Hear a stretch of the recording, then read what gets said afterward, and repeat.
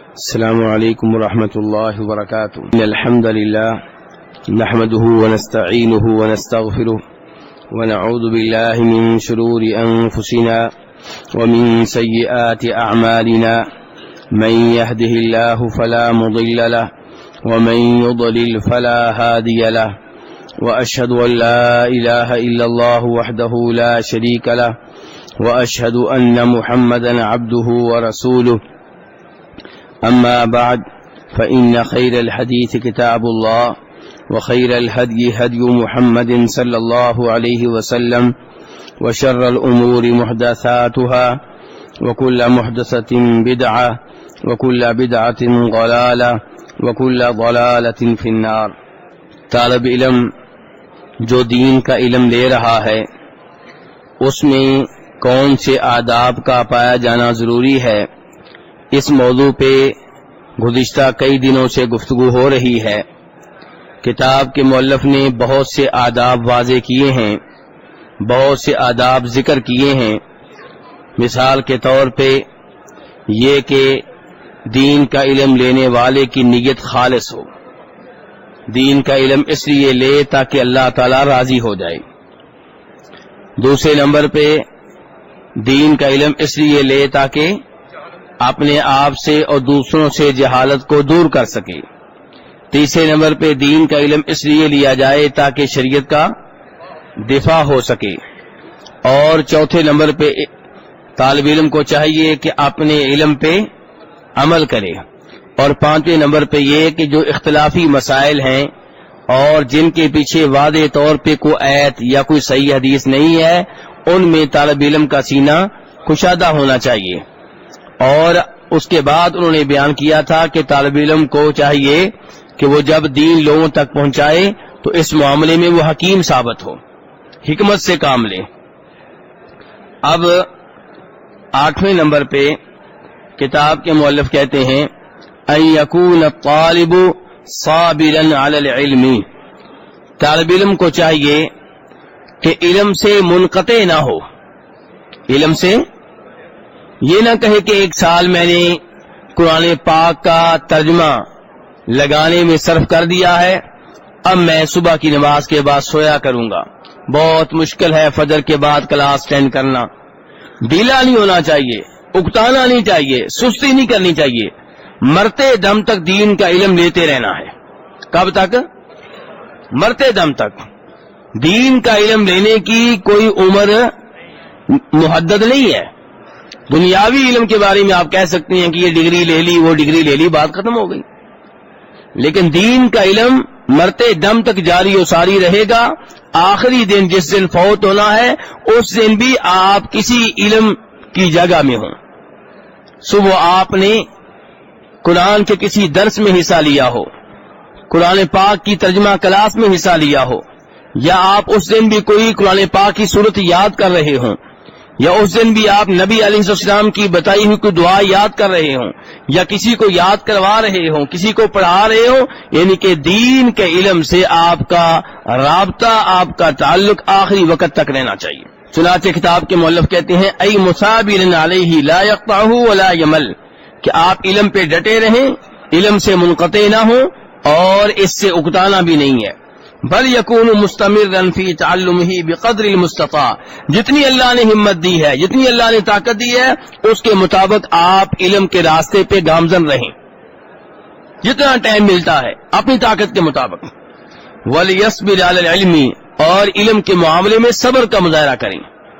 مصیبتیں آئیں گی، پریشانیاں آئیں گی، تکالیف کا سامنا کرنا پڑے گا، لیکن علم کا راستہ آپ نے چھوڑنا نہیں ہے. کسی دن آپ جانے لگیں گے، ہو سکتا ہے بارش ہو رہی ہو، سردی ہو، گرمی ہو، کوئی اور آپ کو نقصان ہو رہا ہو، لیکن چونکہ یہ دین کا علم ہے یہ آپ سے قربانیاں مانگتا ہے، اس لیے ڈٹے رہنا ہے. ولا یمل، اکتانا نہیں ہے. فإن الإنسان اذا طرقه الملل استحسر وترک، جب انسان اکتاہٹ کا شکار ہوتا ہے پھر اسے تھکاوٹ ہونے لگتی ہے، پھر وہ علم کی راہ چھوڑ بیٹھتا ہے.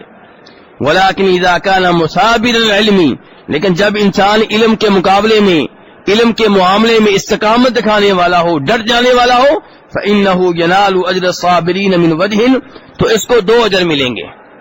کتنے اجر ملیں گے؟ ایک علم حاصل کرنے کا اجر اور ایک علم کی راہ میں صبر کرنے کا اجر، کیونکہ شریعت نے علم لینے کا بھی حکم دیا ہے، صبر کرنے کا بھی حکم دیا ہے۔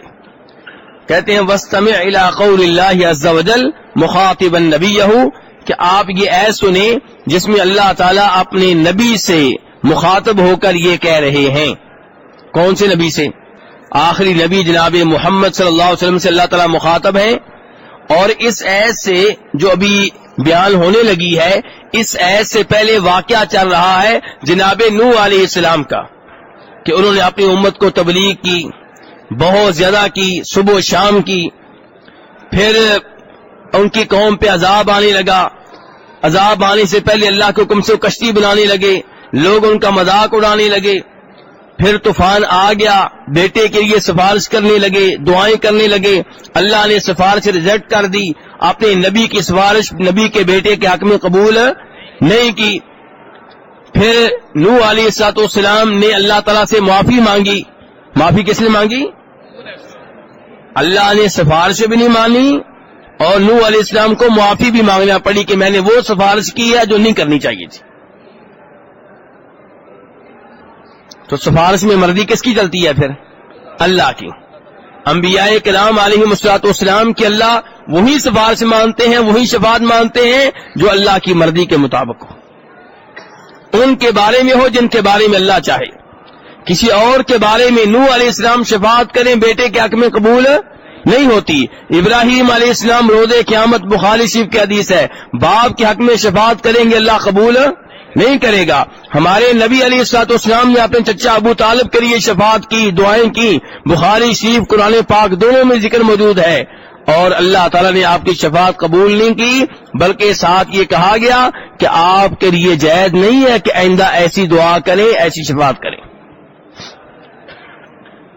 یہ سارا واقعہ نوح علیہ السلام کا ذکر کرنے کے بعد اللہ تعالیٰ کیا کہہ رہے ہیں؟ تِلْكَ مِنْ أَنْبَاءِ الْغَيْبِ، یہ غیب کی چند باتیں ہیں۔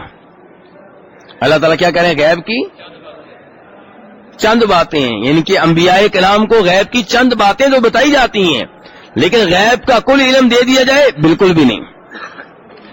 اگر غیب کا کل علم نبیوں کو دے دیا جائے تو کیا اللہ اور نبی برابر نہیں ہو جائیں گے؟ برابر ہو گئے؟ نہیں، ایسا نہیں ہے۔ غیب کی کئی باتیں بتائی گئی ہیں اور غیب کی کئی باتیں مجھے اور آپ کو بھی معلوم ہو گئی ہیں آپ کے ذریعے۔ معلوم ہے کہ نہیں معلوم؟ جنت دیکھی آپ لوگوں نے؟ جنت پہ ایمان ہے تو یہ غیبی بات ہے جو آپ کو معلوم ہو گئی ہے۔ جہنم دیکھی ہے لیکن جہنم ہے تو یہ بھی غیبی بات ہے جو آپ کو معلوم ہو چکی ہے۔ قبر میں کئی لوگوں کو عذاب ہوتا ہے، کبھی دیکھا آپ نے اپنی آنکھوں سے؟ یہ بھی غیبی بات ہے جو آپ کو، کوئی فرشتہ دیکھا آپ نے؟ لیکن فرشتوں پہ ایمان ہے، ایسے ہی ہے۔ یہ 7 آسمان اوپر دیکھے ہیں اوپر والے، لیکن ایمان ہے، ایسا ہے کہ نہیں ہے؟ پرانے نبی دیکھے ہیں آپ نے؟ ایمان ہے۔ پل صراط ہوگا، دیکھا ہے پل صراط؟ حوض کوثر، حساب کتاب کا منظر دیکھا آپ نے؟ یہ ساری غیبی باتیں ہمیں معلوم ہوئی ہیں آپ کے ذریعے۔ تو کیا آپ مجھے عالم الغیب کہہ سکتے ہیں یا میں آپ کو عالم الغیب کہہ سکتا ہوں؟ نہیں، یہ غیب کی چند باتیں ہیں۔ عالم الغیب وہ ہے جس سے کوئی بھی بات مخفی اور پوشیدہ نہیں ہے، اور وہ ایک اللہ کی ذات ہے۔ قُلْ لَا يَعْلَمُ مَنْ فِي السَّمَاوَاتِ وَالْأَرْضِ الْغَيْبَ إِلَّا اللَّهُ، کہ آپ بتا دیں کہ اللہ کے سوا کوئی نہیں ہے جو عالم الغیب ہو، نہ آسمان والوں میں کوئی نہ زمین والوں میں کوئی۔ تو یہاں پہ اللہ تعالیٰ کہہ رہے ہیں سورہ ہود میں کہ یہ غیب کی چند باتیں ہیں۔ یہ اشارہ کدھر ہو رہا ہے؟ نوح علیہ السلام کا واقعہ اللہ نے بتایا نا، کہہ رہا ہوں کہ اس سے پہلے اللہ نے کیا بتایا؟ نوح علیہ السلام کا واقعہ، ان کے بیٹے کا واقعہ، طوفان کا واقعہ، شفاعت کرنے کا واقعہ، شفاعت ریجیکٹ ہونے کا واقعہ، نوح علیہ السلام کے معافی مانگنے کا واقعہ، یہ پوری باتیں اللہ نے بتائی۔ اس کے بعد اللہ کہہ رہے ہیں تِلْكَ مِنْ أَنْبَاءِ الْغَيْبِ، یہ کیا؟ یہ آپ تو بتائیں، یہ اشارہ کدھر ہو رہا ہے؟ یہ نوح علیہ السلام سے متعلقہ باتیں، یہ غیب کی چند باتیں ہیں، نوحیھا الیک، جو ہم آپ کی طرف وحی کر رہے ہیں، آپ کو بتا رہے ہیں۔ ما كنت تعلمها انت، یہ باتیں آپ کو پہلے معلوم نہیں تھیں. ولا قومک من قبل ھذا، نہ یہ باتیں اس سے پہلے آپ کی قوم کو معلوم تھیں. فاصبر، اس لیے آپ صبر کیجئے. اس لیے آپ کیا کیجئے؟ اس کا کیا تعلق ہے؟ نہیں، صبر کیجئے. صبر کا اچانک ذکر کہاں سے آ گیا؟ سمجھ نہیں آ رہی آپ کی بات کی. جی، نوح علیہ السلام کا واقعہ ذکر ہوا ہے کہ کیسے کیسے انہیں تکالیف کا سامنا کرنا پڑا، کتنا عرصہ وہ تبلیغ کرتے رہے، توحید بیان کرتے رہے، ان کی قوم انہیں تنگ کرتی رہی، ان کا مذاق اڑاتی رہی، لیکن انہوں نے کیا کیا؟ صبر کیا. اور کامیابی آخر میں کس کو ملی؟ مذاق اڑانے والوں کو کہ نوح علیہ السلام کو؟ ان پہ طوفان آیا، اللہ کا عذاب آیا، غرق ہو گئے. نوح علیہ السلام اور ان کے ماننے والے محفوظ رہے. تو اللہ تعالیٰ کہہ رہے ہیں غیب کی چند باتیں ہیں جو ہم آپ کو بتا رہے ہیں، نہ آپ کو معلوم تھی اس سے پہلے نہ آپ کی قوم کو. فاصبر، یا آپ صبر کیجئے جیسے نوح علیہ السلام نے صبر کیا. ان العاقبۃ للمتقین، آخری انجام، اچھا انجام للمتقین ہمیشہ پرہیزگاروں کا ہوتا ہے. درمیان میں کئی دفعہ آزمائشیں آتی ہیں، ایمان والوں پہ مصیبتیں آتی ہیں، متقین پرہیزگاروں پہ مصیبتیں پریشانیاں آتی ہیں، لیکن آخری کامیابی کن کو ملتی ہے؟ متقین کو، پرہیزگاروں کو ملتی ہے. تو بہرحال یہاں پہ کیا کہا گیا؟ فاصبر، صبر کیجئے. کیا کہا گیا؟ یعنی کہ یہ دین کے معاملے میں آپ صبر کیجئے، توحید پہ ڈٹے رہیے، توحید کا پیغام دیتے رہیے، علم پھیلاتے رہیے، قرآن سناتے رہیے. اور یہی کتاب کے مؤلف طالب علم سے کہہ رہے ہیں کہ آپ علم لے رہے ہیں، اس راہ پہ ڈٹے رہیے. اس راہ کو چھوڑنا، آزمائشیں آئیں گی، پریشانیاں آئیں گی، تکالیف آئیں گی، ان کے خوف سے یہ حق کا راستہ چھوڑنا نہیں ہے.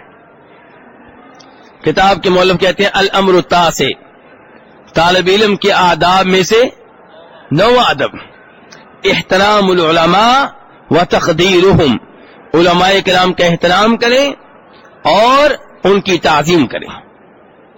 کہتے ہیں ان علی طلبۃ العلم احترام العلماء و تقدیرہم، طالب علموں پہ واجب ہے کہ علماء کرام کا احترام کریں اور ان کی تعظیم کریں. وان تتسع صدورہم لما يحصل من اختلاف بین العلماء وغیرہم، علماء کرام کے مابین اختلاف ہو جاتا ہے، اس اختلاف کو دیکھ کر انہیں آپ تنقید کا نشانہ نہ بنائیں، ان کے اختلاف کے لیے آپ کے سینے کشادہ رہنے چاہیے. وَأَن يُقَابِلُوا هَذَا بِالْاِعْتِذَارِ عَمَّنْ سَلَكَ سَبِيلًا خَطَأً فِي اعْتِقَادِهِمْ، آپ کے خیال میں اگر کسی عالم دین نے غلط راستے کا انتخاب کیا ہے، غلط فتویٰ دیا ہے، غلط راہ اختیار کی ہے، تو آپ اسے اس معاملے میں معذور جانیں. کیا جانیں؟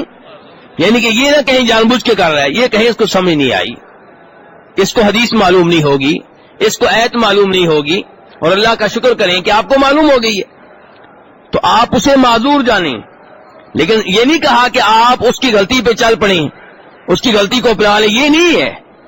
اس سے غلطی ہوئی ہے، آپ نے اس کی غلطی نہیں اپنانی، لیکن اس کے غلطی کرنے کی وجہ سے اسے گالیاں دینا، اس کی بے عزتی کرنا، اس کی توہین کرنا، یہ بھی مناسب. آپ یوں سمجھے کہ اس کو یہ حدیث معلوم نہیں ہوئی، یا وہ حدیث سمجھ نہیں سکا، اسے آیت پتہ نہیں چل سکی، یا وہ سمجھ نہیں سکا، کیونکہ آخر وہ بھی انسان ہے، جتنا بھی بڑا عالم دین ہو جائے ہے انسان. وَهَذِهِ نُقْطَةٌ مُهِمَّةٌ جِدًّا، کتاب کے مؤلف کہتے ہیں یہ بڑا ہی اہم پوائنٹ ہے، یہ بڑا اہم نقطہ ہے. لِأَنَّ بَعْضَ النَّاسِ يَتَتَبَّعُ أَخْطَاءَ الْآخَرِينَ، کچھ لوگ ایسے ہیں جو دوسروں کی غلطیوں کی ٹو میں رہتے ہیں، ان کی غلطیاں تلاش کرتے رہتے ہیں، اس نے یہ بھی غلطی کی، یہ بھی کی، یہ بھی کی، یہ بھی کی. لِيَتَّخِذَ مِنْهَا مَا لَيْسَ لَائِقًا فِي حَقِّهِمْ وَيُشَوِّشَ عَلَى النَّاسِ سُمْعَتَهُمْ، پھر ان کی غلطیاں جمع کر کے کیا کرتے ہیں؟ انہیں ان کی شہرت کو نقصان پہنچاتے ہیں، ان کے حق میں وہ کچھ کرتے ہیں جو ان کے مقام کے شیان شان نہیں ہوتا. وَهَذَا مِنْ أَكْبَرِ الْأَخْطَاءِ، یہ بہت بڑی غلطی ہے. وَإِذَا كَانَ اغْتِيَابُ الْعَامِّ مِنَ النَّاسِ مِنْ كَبَائِرِ الذُّنُوبِ فَإِنَّ اغْتِيَابَ الْعَالِمِ أَكْبَرُ وَأَكْبَرُ. دیکھیں، عام آدمی کی آپ غیبت کریں تو نیکی ہے کہ گناہ ہے؟ صغیرہ گناہ کہ کبیرہ؟ کبیرہ. غیبت کرنا کون سا گناہ ہے؟ کیونکہ جہنم کی آگ میں لے جانے والا ہے. غیبت کون سا گناہ میرے بھائی؟ یہ کبیرہ گناہ ہے. تو کہہ رہے عام آدمی کی آپ غیبت کریں تو کبیرہ گناہ ہے، عالم دین کی غیبت کریں گے تو یہ اس سے کہیں بڑا گناہ ہے. کیوں؟ کہتے ہیں لأن اغتیاب العالم لا يقتصر ضرره على العالم، کیونکہ عالم دین کی جب آپ غیبت کریں گے تو اس کا نقصان صرف عالم دین کو نہیں ہوگا بلکہ اس علم کو بھی ہوگا جو اس کے پاس ہے. لوگ اس سے علم نہیں لیں گے اب، کیونکہ آپ نے اس کے خلاف کافی باتیں پھیلا دی ہیں، آپ نے اسے بدنام کر دیا اپنے محلے میں. اب لوگ اس کے پاس آتے نہیں ہیں، اس سے نفرت کرتے ہیں. تو یہ نقصان صرف اس کی ذات کو نہیں ہوا، اس علم کو بھی نقصان ہوا جو اس کے پاس موجود تھا. لیکن یہ کن علماء کی بات ہو رہی ہے؟ علماء حق کی، علماء توحید کی. رہے وہ علماء جو اپنے آپ کو علماء کہتے ہیں لیکن توحید کی بجائے شرک پھیلا رہے ہیں، کفر پھیلا رہے ہیں، بدعات پھیلا رہے ہیں، تو ان کی اخطاء اچھی طرح معاشرے میں ذکر کرنی چاہیے، بتانی چاہیے تاکہ لوگ ان سے بچ جائیں، ان سے دور رہیں. کہتے ہیں والناس اذا زہدوا فی العالم، لوگ جب کسی عالم دین سے نفرت کریں گے، او سقط من اعینہم، یا کوئی عالم دین لوگوں کی نگاہوں سے گر جائے گا، تسقط کلمتہ ایضا، تو اس کی بات میں کوئی وزن نہیں رہے گا، اس کی بات پہ کوئی اعتبار نہیں کرے گا.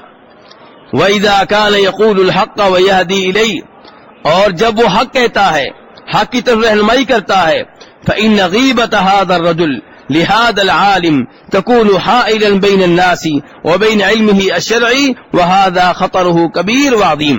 اب یہ عالم دین حق بیان کرے، توحید بیان کرے، حدیثیں بیان کرے، جو بھی بیان کرے، لوگ اس کی بات نہیں سنیں گے کیونکہ آپ اس کی غیبت کر چکے ہیں، لوگوں کی نگاہوں میں وہ گر چکا ہے. اس لیے یہ غیبت بڑی خطرناک ہے. غیبت کہتے کسے حاجی صاحب؟ کیوں حاجی صاحب غیبت کسے کہتے ہیں؟ ہاں تو اس کو پھر چغلی تو نہیں کہتے. چغلی اور چیز ہے، غیبت اور چیز ہے. چغلی کیا ہے میرے بھائی؟ توجہ چاہتا ہوں آپ کی. چغلی یہ ہے کہ میں نے کسی آدمی کے خلاف کوئی بات کی اور آپ نے یہ بات اس تک پہنچا دی کہ وہ آدمی آپ کے خلاف یہ باتیں کر رہا تھا. یہ ہے چغلی. فتنہ و فساد بپا کرنا، دو بھائیوں کو آپس میں لڑانا. ٹھیک ہے میری بھی غلطی ہے، یہ نہیں کہ میں نے کوئی اچھا کام کیا ہے، میں نے اس کی عدم موجودگی میں اس کے خلاف باتیں کر کے غلط کیا ہے، لیکن آپ مجھے سمجھائیں اس کو کیوں بتانے جا رہے ہیں؟ اگر آپ اصلاح کرنے والے ہوتے، آپ کی نیت اچھی ہوتی تو آپ مجھے سمجھاتے، لیکن آپ اس کو بتانے جا رہے ہیں. کیوں؟ دل کھٹے ہو جائیں، ان کی لڑائی شروع ہو جائے، ان میں آگ لگ جائے، فتنہ بپا ہو جائے. تو یہ چغلی جو ہے بڑی خطرناک ہے. ایک کی بات دوسرے تک پہنچانا، یہ ہے چغلی. غیبت کیا ہے؟ غیبت وہ جو میں نے کیا ہے. میں نے کیا کیا تھا؟ ابھی مثال دی ہے کہ کوئی موجود نہیں تھا، میں نے اس کے خلاف بات کی، اور جو بات کی وہ جھوٹی تھی کہ سچی تھی؟ سچی تھی. اگر میں نے جھوٹی بات کی، میں نے کہا یہ شراب پیتا ہے جبکہ وہ شراب نہیں پیتا، یہ ہو گیا بہتان. حاجی صاحب دھیان سے توجہ چاہتا ہوں آپ کی. یہ کیا ہوگا حاجی صاحب؟ بہتان. اور اگر یہ واقعی شراب پیتے ہیں لیکن میں نے ان کے شراب پینے کا تذکرہ ان کی عدم موجودگی میں کیا ہے تو یہ میں نے غیبت کی ہے. اور آپ نے یہ بات ان تک پہنچا دی، وہ موجود نہیں تھے جہاں میں نے بات کی تھی، آپ نے پہنچا دی، تو آپ نے کیا کیا ہے؟ آپ نے چغلی کی. آپ نے چغلی کی، غیبت تو میں نے کی ہے. نہیں بات سمجھ نہیں لگتا ہے. دیکھیں ان کی عدم موجودگی میں میں نے کوئی بات کی ان کے خلاف تو یہ میں نے غیبت کی ہے. وہ غائب تھے اور میں نے ان کے خلاف بات کی، ہوگی غیبت. غیب سے غیبت. اور آپ نے نیکی کی. کیا نیکی کی؟ کہ آپ نے ان کو بتا دیا کہ آپ کے خلاف یہ باتیں کر رہا تھا. ہم نیکی سمجھتے ہیں نا اس کو. یہ نیکی نہیں، جرم ہے. ایسا جرم فرمایا ایسا چغلی کرنے والا آدمی جنت میں داخل نہیں ہو سکتا. تو اب وہ کہتے ہیں یہ غیبت جو ہے اگر آپ کسی عالم دین کی کریں گے تو اس کا نقصان کہیں زیادہ ہے. اقول، کتاب کے مؤلف کہتے ہیں میں یہ کہتا ہوں آپ میں سے اکثر لوگ یہاں توحید والے بیٹھے ہوئے ہیں. مجھے امید یہی ہے کہ عام طور پہ یہاں کون بیٹھے ہوئے ہیں؟ تو آپ کے محلے کا جو مولوی ہے جس کو آپ توحید والا سمجھتے ہیں، اس کی غیبت آپ کرتے ہیں کہ نہیں کرتے؟ مولوی صاحب بیٹھے نہیں ہوتے اور آپ مسجد میں اللہ کے گھر میں بیٹھ کے اس کے خلاف لگے ہوتے ہیں، کبھی اس کی بیوی کے خلاف، کبھی اس کی بیٹیوں کے خلاف، کبھی اس کے بیٹوں کے خلاف. کیوں یہ سب یہ نیکی کرتے ہیں کہ نہیں کرتے؟ اور کہاں بیٹھ کے؟ مسجد میں بیٹھ کے. کہاں بیٹھ کے نیکی کی جاتی ہے جی؟ اللہ کے گھر میں بیٹھ کے. تو اللہ سے ڈریے ان معاملات میں. اس کا نقصان مولوی کو بعد میں ہوگا، پہلے آپ کو ہوگا. آپ کو کیا نقصان ہونا ہے؟ آپ کی جو اولاد ہے وہ مولوی سے بدزن ہو جائے گی، مولوی کی بات نہیں مانے گی. اور مولوی نے آپ کی اولاد کو سمجھانا تھا کہ آپ کے ابو ہیں، ان کا احترام کیا کریں. مولوی صاحب نے درس میں حدیثیں بتانی ہیں، اب آپ کی اولاد اس کے درس میں جاتی نہیں، جاتی بھی دھیان سے سنتی نہیں کہ مولوی تو ایسے ہی ہے. تو یہ آپ نے سب سے پہلے کس کا نقصان کیا ہے؟ اپنا. آپ کے بچے اس سے پڑھنے کے لیے نہیں جاتے اس کے پاس. کیوں؟ کیونکہ آپ نے اس کے خلاف اتنی باتیں کر دی ہیں کہ آپ کے بچے اس کے خلاف ہو چکے ہیں. کتاب کے مؤلف کہتے ہیں اقول، میں کہتا ہوں ان علی هؤلاء الشباب ان يحملوا ما يجري بين العلماء من الاختلاف على حسن النية وعلى الاجتهاد وان يعذروهم فيما اخطأوا فيه. کتاب کے مؤلف کہتے ہیں میری یہ گزارش ہے کہ یہ نوجوان جو علماء کرام کے خلاف باتیں کرتے ہیں، انہیں چاہیے کہ علماء کرام کے مابین اگر کسی مسئلے میں اختلاف ہو جائے تو یہ اسے حسن نیت پہ محمول کریں. کس پہ محمول کریں؟ کہ نیت اس کی بھی اچھی ہے، اس کی بھی اچھی ہے. یہ نہ کہیں اس کی نیت بری ہے، یہ کہیں نیت اس کی بھی اچھی ہے، اس کی بھی اچھی ہے، لیکن اس کو دلیل کی سمجھ نہیں آ رہی، اس کو قرآن کی آیت کی سمجھ نہیں آ رہی. یہ نہ کہیں کہ نیت ہی بری ہے. وہ بھی حق تک پہنچنا چاہتا ہے، یہ بھی حق تک پہنچنا چاہتا ہے، لیکن اس کو مسئلے کی سمجھ نہیں آ رہی. وعلی الاجتہادی، آپ اسے اجتہادی اختلاف پہ محمول کریں. اور ایسے علماء کرام کو آپ معذور جانیں ان چیزوں میں جن میں انہوں نے غلطیاں کی ہیں. لیکن غلطیاں کی ہیں کہ نہیں کی؟ وہ بتا رہے غلطیاں کی ہیں. معصوم نہیں کہنا، معصوم نبی علیہ السلام ہے. ولا مانع ان يتكلموا معهم فيما يعتقدون انه خطأ، اور اس میں کوئی حرج نہیں ہے کہ آپ ان علماء کرام سے گفتگو کریں جن علماء کرام کے بارے میں آپ سمجھتے ہیں کہ ان سے غلطی ہوئی ہے. ان سے آپ ان مسائل میں گفتگو کریں جن مسائل میں آپ سمجھتے ہیں کہ ان سے غلطی ہوئی ہے. اب کیا ہوگا؟ لِيُبَيِّنُوا لَهُمْ هَلِ الْخَطَأُ مِنْهُمْ أَوْ مَنِ الَّذِينَ قَالُوا إِنَّهُمْ أَخْطَأُوا. تب آپ کو پتا چلے گا کہ غلطی پہ وہ عالم دین ہے یا غلطی پہ آپ ہیں. جب آپ گفتگو کریں گے اس سے، جب آپ کو آیتیں بتائے گا، حدیثیں بتائے گا، تب آپ کو احساس ہوگا کہ ہو سکتا ہے غلطی مجھ سے ہو رہی ہے. لأن الانسان احیانا یتصور ان قول العالم خطا. کہتے ہیں اس لیے کہ انسان کبھی کبھار یہ سمجھتا ہے کہ عالم دین نے جو فتویٰ دیا ہے وہ غلط ہے. ثم بعد المناقشہ، پھر جب بحث و مباحثہ ہوتا ہے، یتبین له صوابہ، تب آپ کو پتا چلتا ہے کہ حق پہ وہ تھا، میں غلطی پہ تھا. والانسان بشر، اور انسان ویسے بشر ہے. اور آپ علیہ السلام نے فرمایا تھا کل ابن آدم خطاء، کہ انسان کا ہر بیٹا خطا کار ہے، ہر ایک سے غلطی ہوتی ہے. کس سے غلطی ہوتی ہے؟ ہر ایک انسان سے. وخیر الخطائین توابون، اور ان خطا کاروں میں سے بہترین وہ ہے جو غلطی کے بعد اللہ سے توبہ کر لیتے ہیں. اما ان یفرح بزلۃ العالم وخطئه لیشیعها بین الناس فتحصل الفرقہ فان هذا ليس من طریق السلف.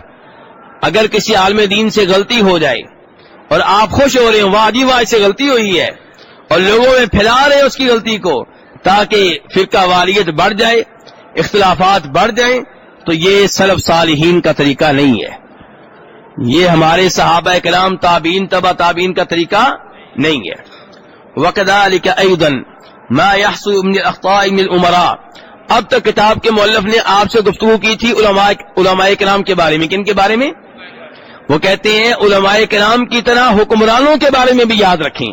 اب بات کن کے بارے میں ہونے لگی ہے؟ حکمرانوں کے بارے میں، کہ ان سے جو غلطیاں ہوتی ہیں. لا يجوز لنا ان نتخذ ما يخطئون فيه سلما للقدح فيهم في كل شيء ونتغاضى عما لهم من الحسنات. حکمرانوں سے بھی غلطیاں ہوتی ہیں، لیکن اس کا مطلب یہ نہیں ہے کہ ان کی ان چند غلطیوں کو آپ سیڑھی بنا لیں کہ ہر مسئلے میں آپ ان پہ تنقید کر رہے ہیں، طعن و تشنیع کر رہے ہیں، لعنتیں بھیج رہے ہیں، اور جو ان کی خوبیاں ہیں انہیں آپ نظر انداز کر رہے ہیں. یہ کیا ہوا؟ کتاب کے مؤلف کہتے ہیں آپ کے جو حکمران ہیں غلطیاں ان سے بھی ہوتی ہیں، وہ بھی خطا کار ہیں، وہ بھی معصوم نہیں ہے، لیکن اب آپ میں انصاف ہونا چاہیے. اگر کوئی ایک غلطی ہوئی ہے، 2 غلطیاں ہوئی ہیں، تو 10 جو ان کی نیکی ہیں وہ بھی ذکر کریں.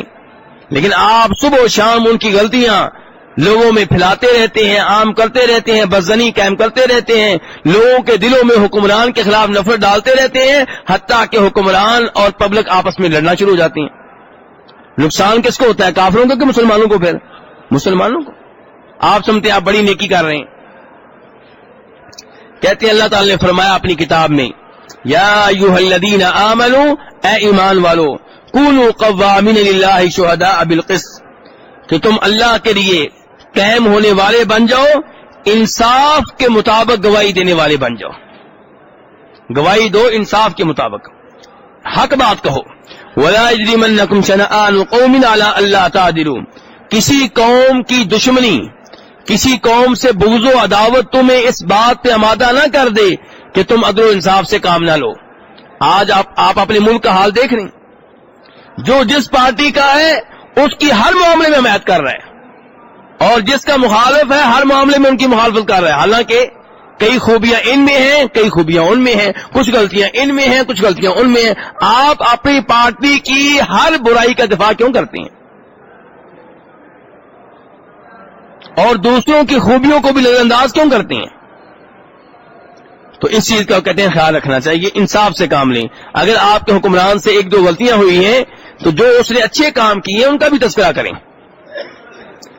کہتے ہیں یعنی لا يحملكم بغض قوم على عدم العدل فالعدل واجب، کسی قوم کی دشمنی آپ کو عدم انصافی پہ نہ ابھارے بلکہ انصاف کرنا واجب ہے.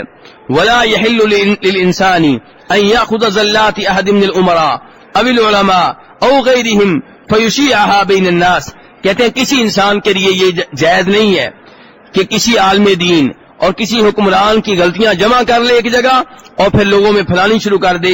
ثم يسكت عن حسناتهم، اور ان کی خوبیوں سے کو ذکر نہ کرے، ان کے معاملے میں خاموش رہے. یہ کوئی انصاف کا کام نہیں ہے، یہ انصاف کا کام نہیں ہے. اگر حکمران، اگر عالم دین کی ذاتی غلطیاں ہیں، غلطیاں کون سی ہیں؟ آخر وہ بھی انسان ہے، کوئی غلطی کر بیٹھا، ایسی غلطیاں پبلک میں پھیلانا یہ درست نہیں ہے. لیکن اگر عالم دین سے دین کے بارے میں غلطی ہوئی ہے، کس کے بارے میں؟ تو اچھے انداز سے پبلک کو آگاہ کریں تاکہ وہ اس عالم دین کی یہ بات نہ مانے. عالم دین نے عقیدہ کہیں غلط بیان کیا ہے، کہیں بدعت بیان کر دی ہے، تو یہ بیان کرنا ضروری ہے، لیکن کس انداز میں؟ اچھے انداز میں، گالیاں دیے بغیر، لعنتیں بھیجے بغیر. کہتے ہیں وقس هذا الشيء على نفسك، اس چیز کو آپ اپنے اوپر لے لیں. لو ان احدا سلط عليك وصار ينشر زلاتك وسيئاتك ويخفي حسناتك واصاباتك لعددت ذلك جناية منه عليك، اگر کوئی آدمی آپ کے اوپر مسلط ہو جائے، آپ کا نگران بن جائے، آپ کا بڑا بن جائے، اور آپ کی غلطیاں، آپ کی برائیاں پبلک میں عام کرنی شروع کر دے اور آپ کی نیکیوں کو ذکر نہ کرے، انہیں چھپائے، تو آپ کیا کہیں گے کہ میرے اوپر زیادتی کر رہا ہے؟ کہیں گے کہ نہیں کہیں گے؟ کیوں جی صاحب، اس کو کہیں گے کہ نہیں زیادتی کر رہا ہے میرے ساتھ؟ کہتے ہیں اگر آپ اس کو اپنے بارے میں زیادتی سمجھتے ہیں تو دوسروں کے بارے میں بھی اس عادت کو کیا سمجھیں؟ زیادتی سمجھیں. اور کہتے ہیں جیسا کہ میں نے اشارہ کیا ہے، علاج کیا ہے ان غلطیوں کا جن کو آپ غلطی سمجھتے ہیں، کہ آپ اس عالم دین سے، اس حکمران سے رابطہ کریں جس کے بارے میں آپ سمجھ رہے ہیں کہ اس نے غلطی کی ہے، اس سے بحث و مباحثہ کریں، اور بحث و مباحثہ کے بعد پتہ چلے گا کس کا موقف ٹھیک تھا، کس کا موقف غلط تھا. حکمرانوں کے تعلق سے بھی میرے بھائیوں بہت سی چیزیں ایسی ہیں جنہیں ہم سمجھتے ہیں کہ یہ بہت بڑی غلطی کر رہے ہیں. جب آپ ان سے علیحدگی میں ملیں گے تو آپ کی رائے تبدیل ہو جائے گی، کیونکہ وہ حکمران پبلک کے سامنے اپنی مجبوریاں نہیں بتا سکتا، وہ نہیں بتا سکتا کہ میں نے یہ کام کیوں کیا ہے، اس میں کیا مصلحت ہے. تو اس لیے آپ کو کئی اسباب کا علم نہیں ہوتا، آپ تنقید کر رہے ہوتے ہیں، آپ کہہ رہے ہوتے ہیں یہ بھی ایجنٹ ہے کافروں کا، وہ بھی ایجنٹ ہے کافروں کا، لیکن جب آپ کی علیحدگی میں ملاقات ہوتی ہے تب آپ کو پتا چلتا ہے کہ جو اس نے کیا اسی میں خیر تھی۔ کہتے ہیں فَكَم مِّن إِنسَانٍ بَعْدَ الْمُنَاقَشَةِ يَرْجِعُ عَنْ قَوْلِهِ إِلَىٰ مَا يَكُونُ هُوَ الصَّوَابُ، کتنے انسان ہیں جو بحث و مباحثہ کے بعد اپنے قول سے رجوع کر لیتے ہیں اور پھر وہ درست موقف پہ آ جاتے ہیں۔ جب بحث و مباحثہ ہوتا ہے تو کتنے ہی لوگ ہیں اپنا پرانا موقف تبدیل کر لیتے ہیں، حاجی صاحب آپ کی توجہ پانی کی طرف ہے، میری آپ کی طرف ہے۔ کتاب کے مؤلف کہہ رہے ہیں بحث و مباحثے کا فائدہ یہ ہوتا ہے کہ کتنے ہی لوگ ہیں جو بحث و مباحثے کے بعد اپنی رائے چھوڑ دیتے ہیں اور درست رائے اپنا لیتے ہیں، اور کتنے انسان ہیں جو بحث و مباحثہ کے بعد پتہ چلتا ہے کہ ان کا قول جو تھا وہ ٹھیک تھا اور آپ کا قول غلط تھا۔ اور نبی علیہ السلام فرماتے ہیں المؤمن للمؤمن کالبنیان یشد بعضہ بعضا، مومن کے لیے ایک بلڈنگ کی طرح ہے، ایک دیوار کی طرح ہے۔ مومن کے لیے کس کی طرح ہے؟ ایک دیوار کی طرح، ایک بلڈنگ کی طرح ہے۔ دیوار کی ہر اینٹ دوسری اینٹ کو مضبوط کرتی ہے، جوڑتی ہے، یا کمزور کرتی ہے؟ مضبوط کرتی ہے۔ تو ہر مسلمان کو چاہیے دوسرے مسلمان کو مضبوط کرے، تو اس طرح کر کے اتحاد قائم ہوگا۔ اگر ہم ہر مسلمان دیوار کی اینٹ کی طرح بن جائے تو پھر اتحاد قائم ہوگا، اور اگر ہر اینٹ دوسری اینٹ کو کھینچے تو پھر دیوار جو ہے گر پڑے گی، کمزور ہو جائے گی۔ کہتے ہیں کہ نبی علیہ السلام نے بھی فرمایا تھا جو یہ چاہتا ہے کہ اسے جہنم کی آگ سے دور کر دیا جائے، جنت میں داخلہ مل جائے، تو اسے اس حالت میں موت آنی چاہیے کہ وہ اللہ پہ ایمان رکھتا ہو، آخرت پہ ایمان رکھتا ہو، اور لوگوں کے ساتھ وہی رویہ اپنائے جو وہ چاہتا ہے کہ لوگ اس کے ساتھ سلوک کریں۔ یہ عدل ہے، یہ استقامت ہے۔ کتاب کے مؤلف کہتے ہیں علم کے آداب میں سے 10واں ادب، یہ کافی طویل ہے، میرے خیال ہے آج میں آپ کے سوالوں کی طرف آتا ہوں، یہ سلسلہ پھر جاری و ساری رکھیں گے انشاءاللہ۔